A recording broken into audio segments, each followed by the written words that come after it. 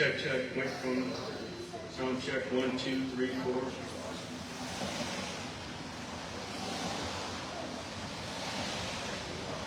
good morning, everyone. I'm Lieutenant Mike Norman. I'm the Public Information Officer for the Cleveland Division of Fire. I want to welcome everyone to Station 33 today. We're on West 117th Street in Reunited.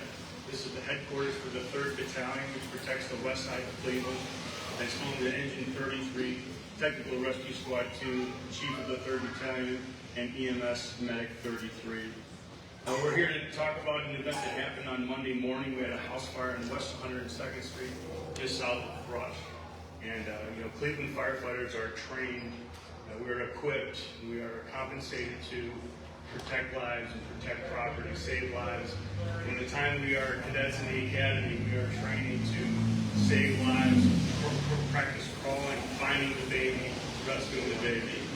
But on Monday morning, we weren't on scene yet, and thank God John Stikovich was on scene, and he was very brave that morning. So I'm going to start with Samantha James. She's got the babies Opal and Lotus, and Dustin and Siska. They'll give us a scenario before Cleveland firefighters got on the scene that morning, and tell us what was happening Monday morning on 102.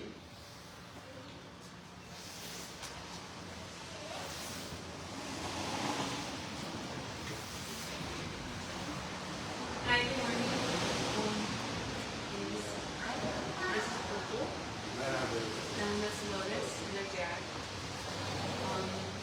That morning started off as any regular Monday morning for us. My other children, their schedules allowed for them to not be in the room, to grade school.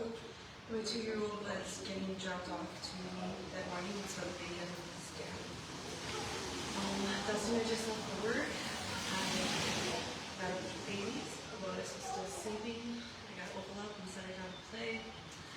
And sat down on my laptop to do some work. I heard Opal cry, which wasn't unusual. Stood up, and when I stood up, that's when I noticed the smell. And by the time I got from my room to the kitchen, it was I couldn't believe it. It was like maybe 20 minutes, half hour since I was just sitting in the living room. And the smoke was so thick, I couldn't see. I couldn't breathe. And I tried to get Opal, I tried to look for her, and I couldn't find her.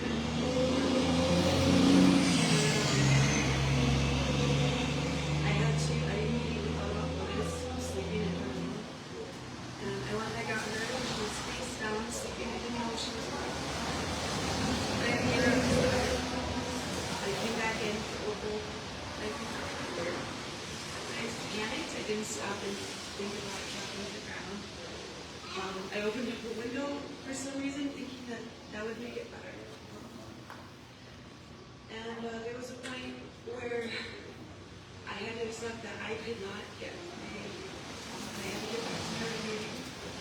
And I ran outside and got noticed. Saw the magnitude of the fire from just beside the house, and started screaming and running with this baby. Thank God John was driving the pool. Oker got out. I don't have a pool. Maybe okay. No, absolutely not. There's another baby in the house. And he asked me how she was. I said, by the kitchen. And that man went into that fire that I could not. He came back out and he ended.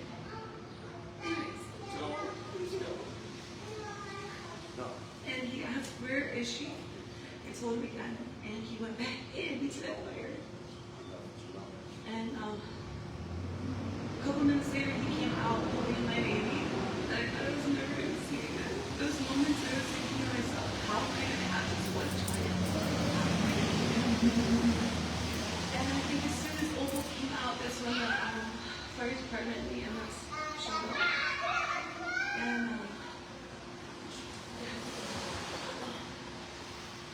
that was really almost trying to scare me.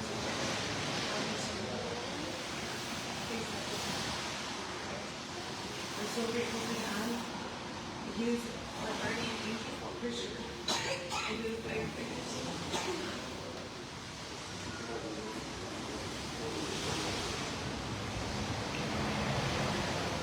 So again, he went into the fire not once but twice to save the baby. So now I'll introduce the man of the hour, John Stokovich.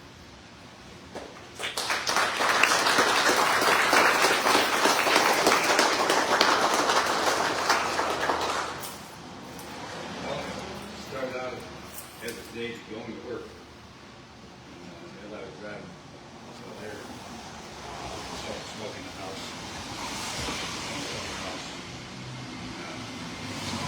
Pulled in.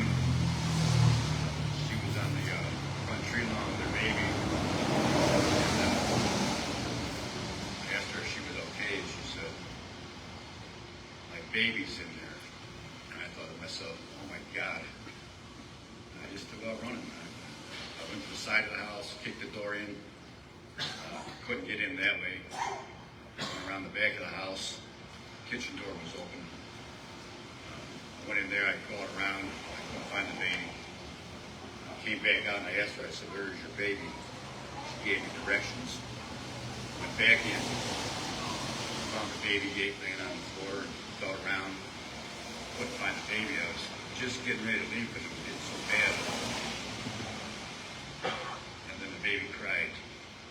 And it was enough to get me to lurch forward another 3 feet. My arm went across her leg. I just pulled back, grabbed her by the leg, and out the door. Brought her out, handed her to her mother. And these 5 men showed up. Took over after that. Now we're all here. The baby's safe. And gets to live hopefully a full family life. And they don't have to raise their children, which is the most important thing.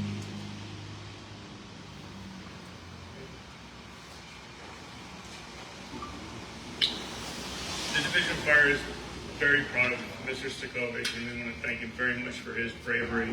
Of course, it was at that time to fight the fire, so I want to introduce the Incident Commander, Battalion Chief Chris Keener. He was in charge of the fire. He was Battalion 3 that day, and he'll tell us about the firefight, which led to the second rescue.